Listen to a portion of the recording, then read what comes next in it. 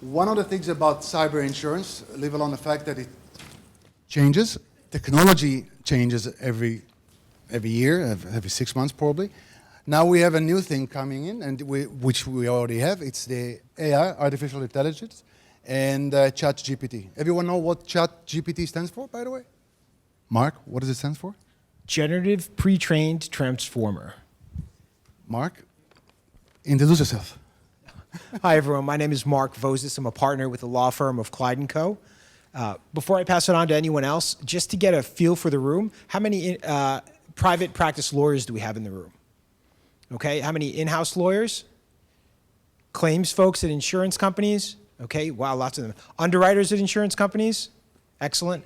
How about brokers, producers? Okay. DFIR companies? Okay. Have I missed anyone? Law enforcement, Mark. Law enforcement, yeah. Service. Okay, great. Thank you so much. And the city that field definitely staff. helps inform our discussion for today. So thank you. And I have no one to sell insurance to either. Oh, am I supposed to introduce myself now? Sure. Sure. How you doing, everyone? Shiraz Saeed. I'm the product leader for cyber and technology risk for Arch Insurance. And I'm Nick Steinman. I'm the Director of Insurance Alliances at Arctic Wolf Incident Response, where I connect brokers, underwriters, claims teams up with different services, and as well as help their policyholders during a security incident. And David? Good afternoon, everyone. My name is David Anderson. I work with Woodruff Sawyer as the Vice President of their Cyber and Technology Division. I am dressed like this because I was a slot-in for this afternoon's other panel member, but I will be the most comfortable person later on outside. And I'll be the second. I wasn't allowed to wear my jersey. Marketing said no. I didn't tell marketing. My hat's right there, though. I'm just dressed like this because that's what my partner told me to wear. So. Moving forward, by the way, my name is Erez Golomb. I am Jason Mexico's partner. We are co-founder of InTouch Insurance Services, InTouch Live, of course, as well. When I do work, I help companies mitigate their risk, pretty much as a risk manager. I'm sorry. I keep remembering that. AI.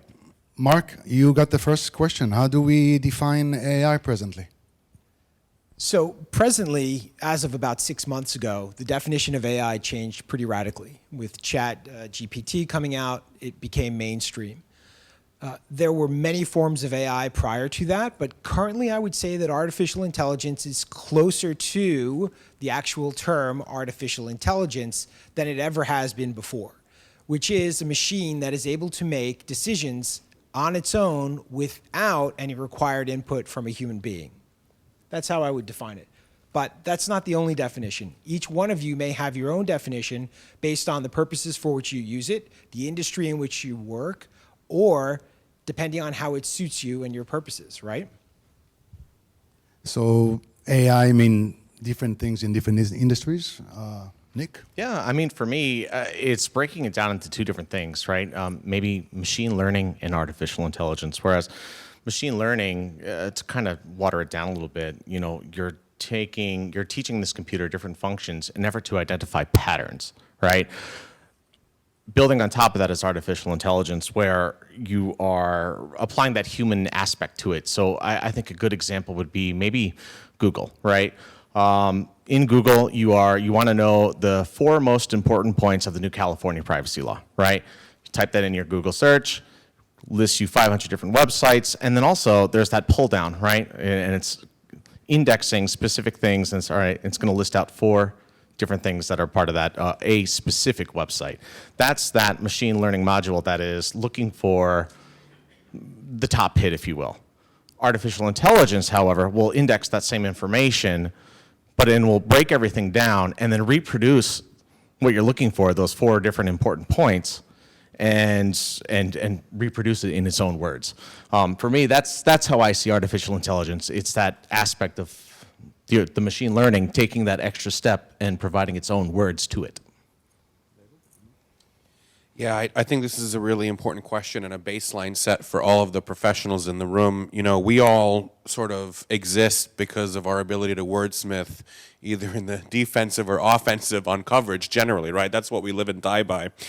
You know, the question that I was thinking about is the inevitability of this technology is so clear if you look at it from a productivity perspective. There are the naysayers that you hear, you know, in all the headlines. It's the inflection point. This is Teledyne all over, starting right now.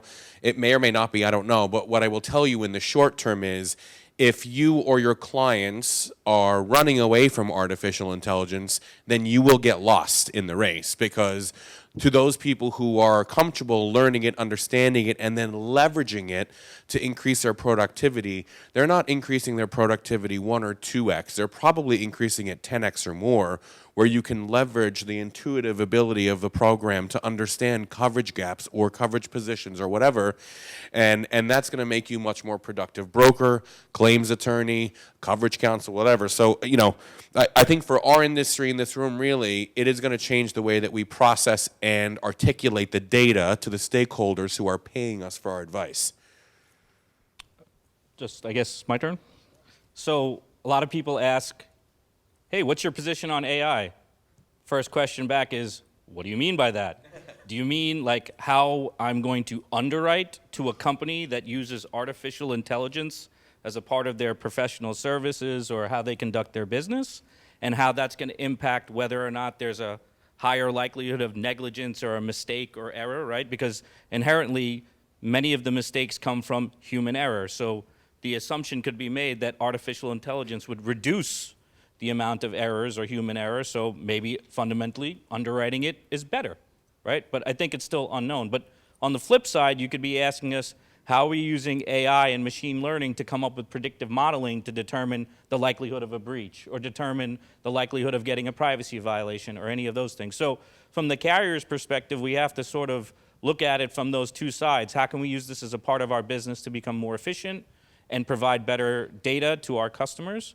And then at the same time, when we have customers that we're insuring, we just happen to also be insuring technology errors and omissions and cyber, which happen to be totally interconnected with it. So for us, it's a complicated situation on both sides. And I could tell you we could be doing a better job on the underwriting and claims data side. And that's, I think, a lot of us are focused probably more on that than we are on underwriting the risk, because quite frankly, it's just like another buzzword. This is not something new. It's been around. Like jokingly, when we were on the call, I mentioned there's a show called Quantum Leap. If you recall, it also existed 30 years ago. Well, they used an AI-driven supercomputer 30 years ago called Ziggy. Guess what? If you watch the new one, it's still Ziggy. It's just more enhanced, right? So it's not nothing new. It's not some novel idea. I actually equated to like a couple years ago when everything was cloud, right? Every company went cloud, cloud, cloud. It's just a big server. Now everything is AI, AI, AI. So there you go. That's my. And also what comes tomorrow, right? Yeah. So, David, what risk does AI present to people who are using it? Well, I think from my perspective, I'll try to limit it to the professional services and perhaps maybe look at medical and architects, really licensed, heavily scrutinized professional services, right? But you can say that AI generates risks in every industry. I think the most interesting discussion that I've heard from professionals like all of us in this room is, does AI get us closer or farther to the standard of care that which we are expected to perform for our clients? So am I a better lawyer or a worse lawyer for consulting a brief or an opinion with ChatGPT? In the case of New York a couple weeks ago, you were a horrifically worse lawyer for consulting ChatGPT. But in a lot of other cases, is the standard of care going to be, okay, great, you wrote this brief. Did you guys cross-check it against ChatGPT or whatever platform you're choosing to make sure that there isn't precedent or risk? So I think there are a lot of different risks that AI presents. One of them being the standard of care, but also, are you going to be violating attorney-client privilege or HIPAA information? If you're a medical doctor and you're looking at pictures of an X-ray to maybe leverage AI to understand better if there's cancer or some other anomaly within the tissue, if you don't understand that the image that you're looking at is being fed into a public server that everyone else can access, then you don't realize that you've also just committed a HIPAA data breach. So to Shiraz's point, I think it's more about understanding that the tools that you're using are much less private than you think they are just because you're looking at it on your computer screen. And so that's where I think the real risk mitigation can start, is just making sure you're not plugging in confidential information on a public server, but also understanding that like the AI model that you're using to do your homework for you isn't always going to be right. I'm just thinking of going into a doctor's office and then going, come here, let me take a picture of that thing on your Mole arm, on your wrist, right? yeah. The next thing you know, they're using Google Lens. It's like, I think I know what this is. Yeah. Right? Wait, but Mark, on the call the other day, you mentioned an analogy that I thought hit this spot on about the chefs. Why don't you tell the audience a little bit about that? So in trying to explain AI and how it works and how we can use it better, I came up with an analogy, which is AI is a sous chef. And if you know what a sous chef is, the sous chef in the kitchen actually gets the raw materials that are needed in order for the master chef to make their master creation, right? So the sous chef will not only get the materials, but it will also slice, dice, julienne, and deshell, descale, and get all the food ready and place it before the chef so that the chef can do whatever they are going to do to those ingredients to get their masterpiece. That's AI, and if you're using it that way, it's good. But here's where that lawyer tripped up a few weeks ago. Basically, trusting its sous chef was giving it ingredients that were fresh, that were edible, that were fit for human consumption. And that's not what the sous chef gave the master chef. The sous chef in that case gave the master chef razor blades, nightmares, and things that were made up that the master chef then put into a cake and served to the court. Now, when the court took a look at this and it had jagged edges sticking out of it, it said, yeah, no. And the other side said, well, what are these ingredients? Is this some kind of avant-garde cake that you made that looks like this, or is it actually edible? And the lawyer went back and took a look and picked apart the cake and said, oh my God, the AI, and this is a term, hallucinated and made up the cases that I used in my brief. The AI hallucinated? It's called a hallucination. And the hallucination resulted. Was it on drugs? Maybe that's the next big thing. I'm going to become. Some of those are legal now, Mark. That might be my next profession, an AI drug dealer. So, the AI actually made up stuff, put it into the brief. The lawyer could not find the cases, and basically said, I used ChatGPT. I'm sorry. So that's the analogy. But I think we need to take a further step back and talk a little bit about GPT, which we're going to refer to throughout the rest of this conversation as AI. Okay, we're not going to differentiate. You can go on to ChatGPT, and you can ask it questions. And it will, based on a database that goes through September 2021, return answers to your questions if it can. You can also hit regenerate, and it will regenerate the response to the same question, and you will find that it is different. Not materially different, but sometimes it includes a little bit more. Sometimes it's phrased a little bit differently. And why is that, even though the regenerate might be a few seconds later? Well, it's because the AI is constantly learning. It's constantly learning. It's learning not only how to better find material that is publicly available, but how to communicate those results to human beings so that it is more accurate. Now, there are other platforms being developed with AI that can be used in institutions that are going to be incredible, absolutely incredible. Let's take a law firm, for example. A law firm that's been in existence for a decade, 50 years, 100 years, has a lot of information. It has data banks of briefs. It has memos. It has emails. It has internal communications. It has letters. It has exhibits. It has deposition transcripts. I could go on and on. All of that data, if it is in readable format, can be put into a database on the law firm's servers under their control. You can contract with an AI company. The AI company will give you their software. You take their software, you apply it to your data, and you can mine all of your institutional knowledge for as long as the firm has been in existence. What can that do? It can draft letters for you. It can find provisions that you've written in the past. It can compare contracts. It can write briefs. It can analyze the law. all of these things will be put to lawyers' fingertips. And you're going to say, well, isn't that eliminating the lawyer? No. Because remember the sous chef example. The AI is just the sous chef. The lawyer needs to review the work product that is generated by the AI to see whether or not it is valid. Even though you're using the firm's data bank, it might be using law that was in effect in 1975, but is no longer in effect, right? So how do lawyers do that?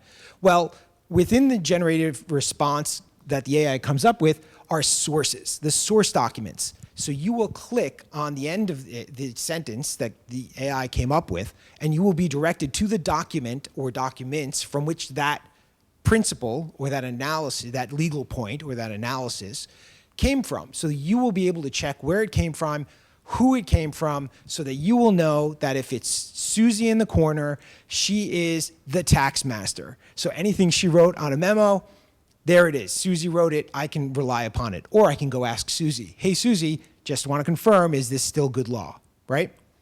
It's going to revolutionize how we deliver services. The doctor example, fantastic. I think that what we're finding now is that the use of AI as sort of a backup or a check for the conclusions that are reached by a doctor in reviewing radiological films is really incredible, catching things that doctors cannot see with the naked eye. I think listening to you say that, I'm just thinking of someone that, those are all associates that do that for you, right? What happens to them? How do they go from being an associate to a partner or a senior partner if they don't do all that work? And like what you said, the sous chef, it's the same thing. Yeah. That sous chef eventually becomes the master. As an underwriter, my underwriting assistant does all the analysis, and eventually after 5 years, they become a senior underwriter manager. So my concern is you're going to have a swath of people like you that are experienced. You have this other swath of people that are not, and where are they left? Because you know that analogy that you use has that tail on it associated with it. And then, like for me, it's like I wrote the policy form. I could just put it into ChatGPT. It'll run 5 different carriers, find the best way to define it. But then everybody can do that, right? And then where does it go? Because everybody has access to the same. And then it's like Dave said, the ones that get there first, become experts in it, manipulate it better, will take it over. But at the end of the day, it's going to have a massive impact on our workforce and our economy, which I think it's double-edged in that way. Plus, we've seen so many movies where it goes wrong. So it's like I got to be the pessimistic one with all your optimism, Mark. Yeah, that's fine. And you know what? I'm going to go right back to being the optimist because, and I'm going to age myself because when I was going through law school, you actually had to look in the indexes and the books to find your I see nodding heads, your cause of action and the elements of it. And then I would have to go to 5 different books to see the treatises and the regulations and the statutes. And then I would use keynotes to find out what cases were on this. And I'd go to another set of books. But guess what? Westlaw uses AI, which is why I'm saying AI is nothing new. Would anyone question a lawyer's use of Westlaw to find cases? No. It's standard operating procedure now. And guess what? All that time that I wasted looking at books or going on Westlaw, searching cases, finding cases that weren't even on point, and missing cases because of a concept that was so abstract that I could not articulate it, right? And this happens. AI is now going to go through all those cases, going to go through all those, I'll get into it later if we have time about where this can go. At this rate, I don't think we have time. I guess we All should right. talk about insurance So anyway, or something. I'll stop talking, but we will result in better lawyers.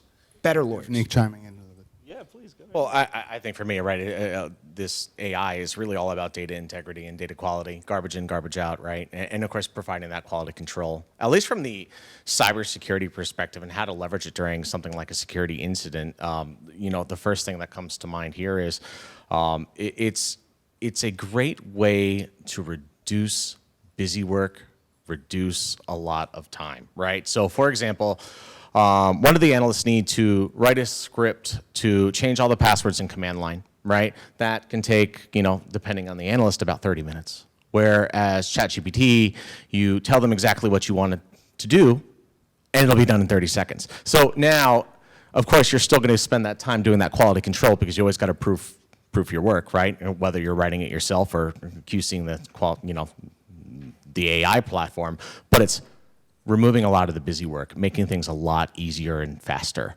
As a result, this is going to really, I think in my mind, is actually open up more capacity for something like a cybersecurity industry, right? If you're removing all that mundane tasks, that repetitive tasks, that's a great thing. On the other hand, from the threat actor perspective, well, I think the best way that we're seeing it now is the threat actor making a better phishing email, a more convincing phishing email with a more convincing backstory. So what's going to happen here, instead of the threat actor saying, I need make bank account change, right? And, choose your silly accent, but now it's a convincing, dear so-and-so, I'm writing because I had this issue and blah, blah, blah, blah, blah, right? Now the person that maybe had that familiarity with that other individual, the legitimate person, says, oh, okay, not a problem, I'll get that done for you. And that's why we're probably seeing a lot more ACH transfers, an uptick in business email compromises, or at least it's been steady on and up for the past 2 years, right? Or at least right around the time ChatGPT came out, we're seeing a lot more. So I think for me, it's that blessing and a curse, right? It's gonna free up more time, but it's also gonna make the threat actor more effective and more convincing. It's really great when you're binge watching or binge listening, though, because it keeps on playing stuff that you like, right? So Shiraz, since you, Yeah, cracking joke.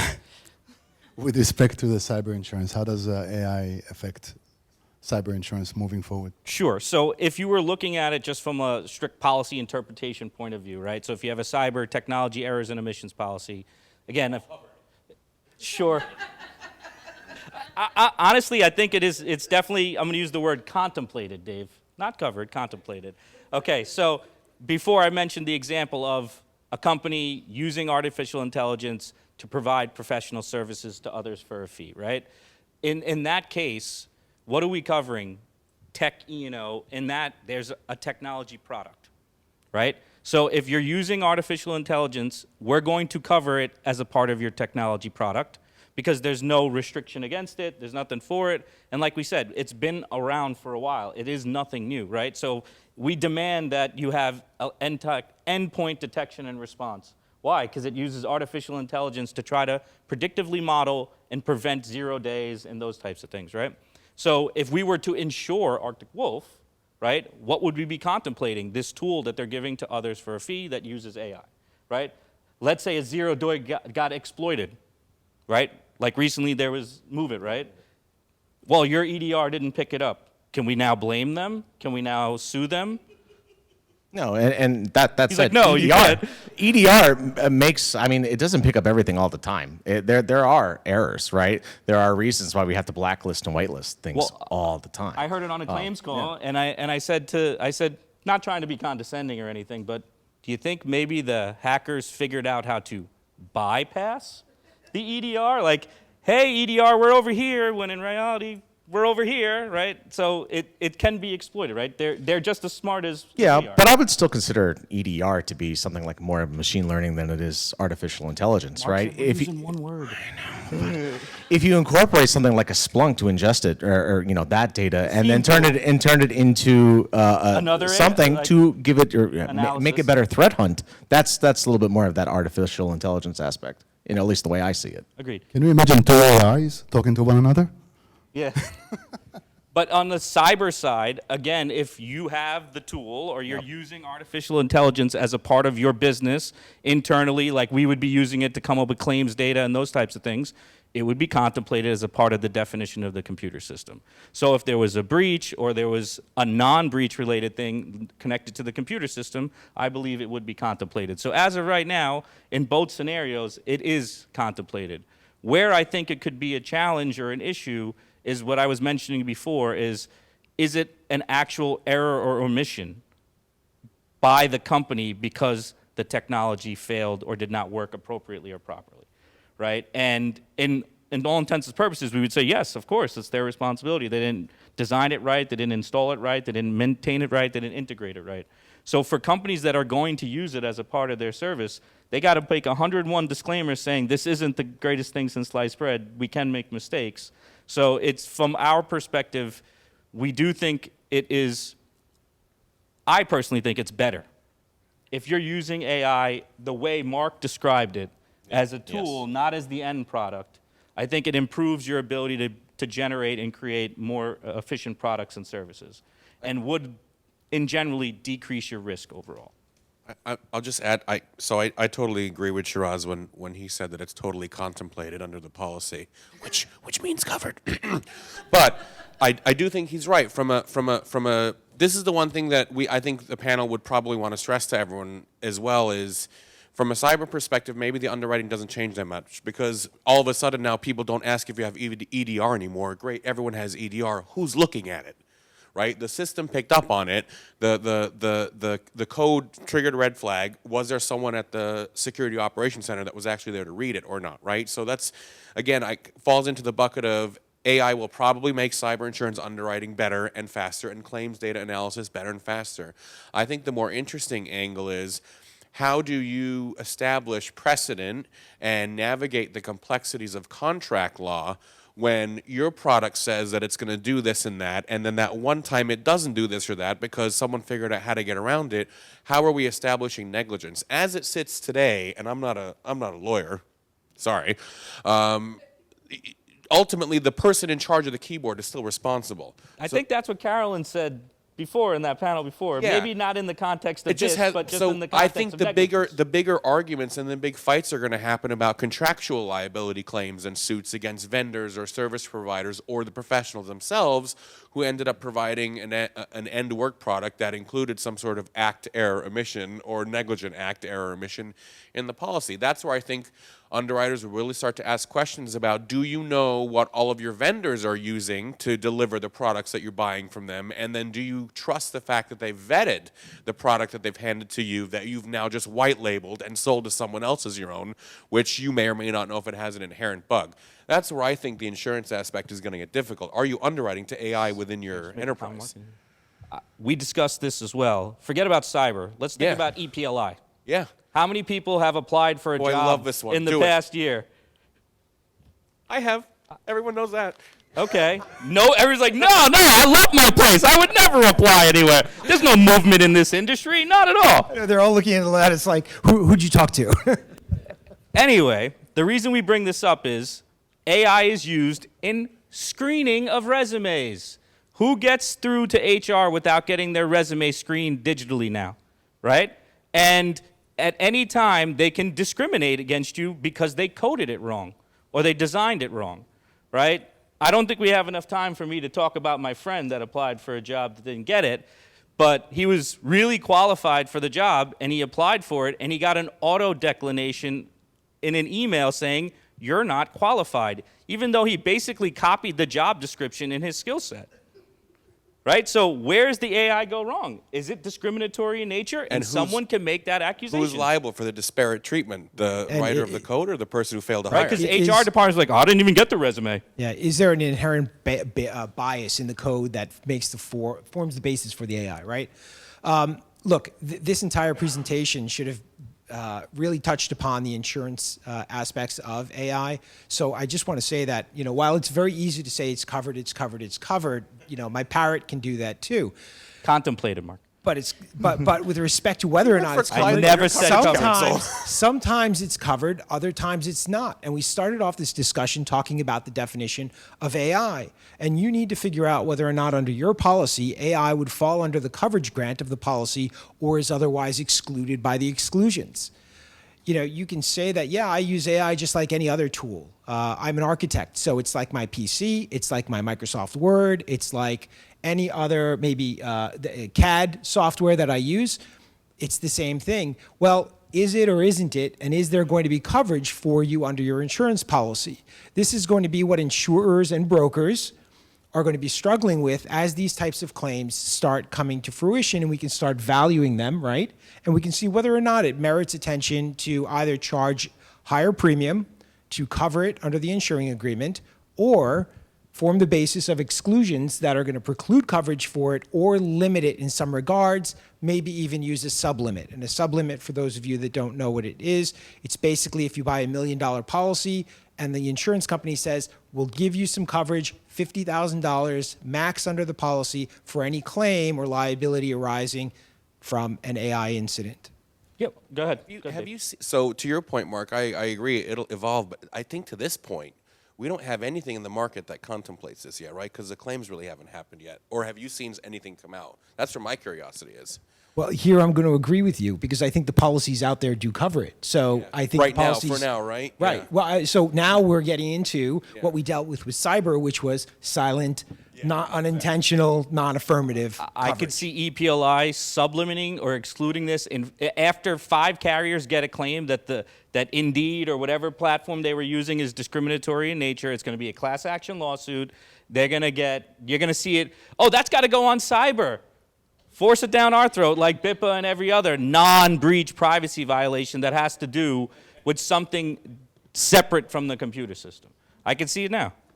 And it's going to be the same thing on GL. Well, did somebody physically get hurt from the AI messing up? No, they didn't. So why would you get past the casualty agreement, right? That's a good point. Bodily injury claims, right? For trains or trams that work autonomously without a driver, that's AI. Absolutely. So, Nick, Yes, please. what risk and opportunities does AI bring to the cyber insurance? Well, I think the risk is of course the threat actor leverage, right?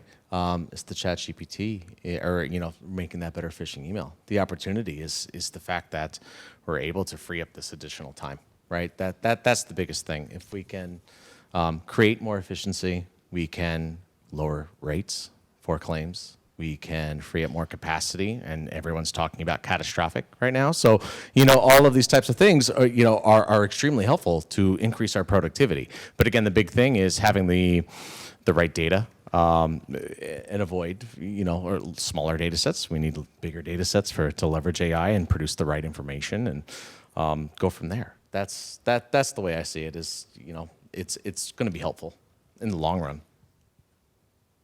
Shiraz, you want to talk about wiretapping a little bit? Sure. Or Mark? Or both of you? You want to go first, Mark? You could talk about it. Okay. Wiretapping. You guys discussed it before in the earlier panel. I'm going to take a step back and put it into a broader category that I referred to as non-breach privacy violations. Okay?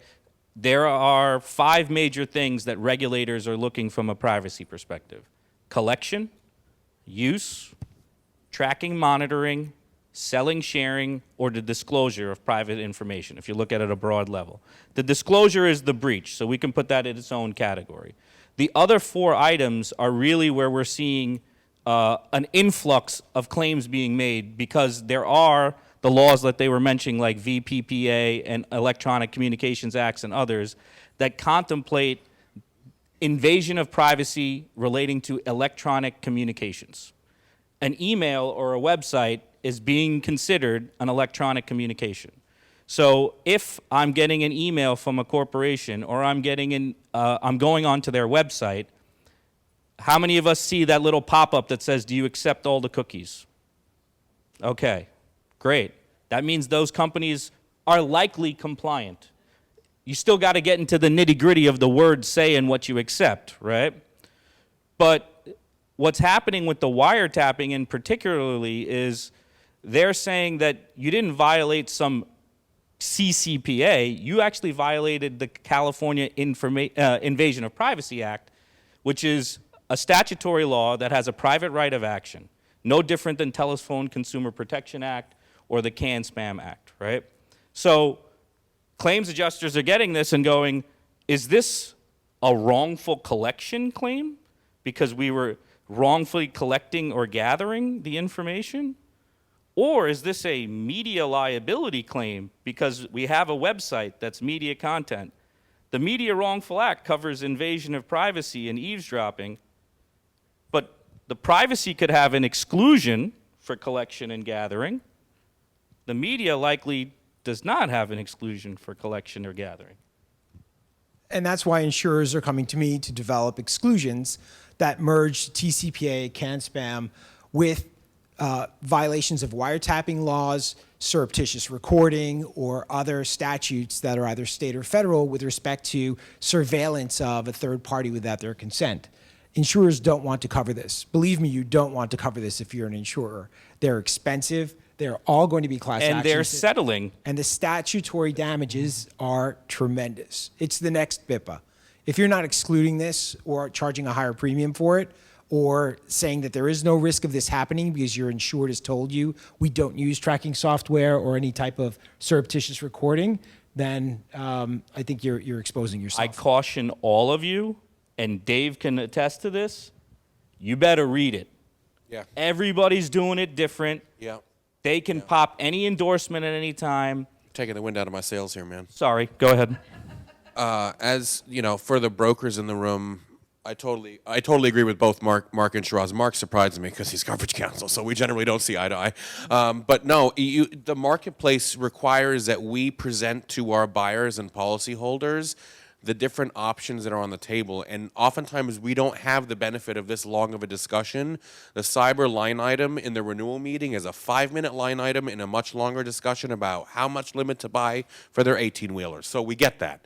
But it's important that clients understand the difference here, because a lot of insurance carriers don't want to get involved in the gray area or the unsavory data collection practices that exist. And it's their right to make that decision.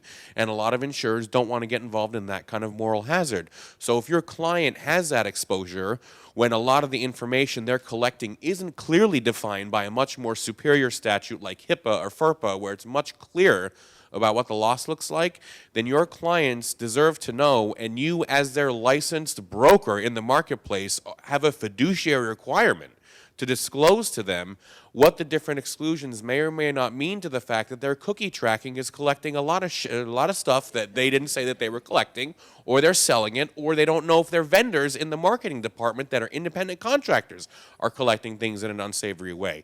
And then you have to make a decision about which insurer is going to offer you the best wrongful or unlawful collection exclusion, because most policies do have some sort of unlawful collection exclusion, but the exclusion is usually limited to how high up the tower someone signed off on those unsavory practices. So there is room to get coverage, but you have to look for it, and if your clients are exposed to this type of exposure, you have to talk to them about it. All amazing points, and I can tell you that brokers like Woodruff Sawyer have incredible databases of information.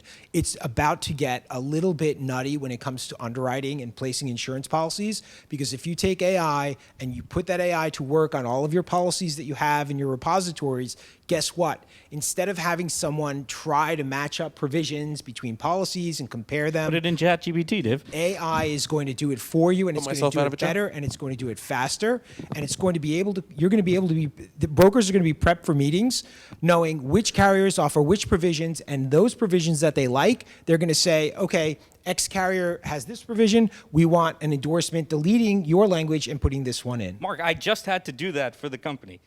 Now ChatGPT is going to do it. What do they need me for? And with that, any questions to the great panel over here?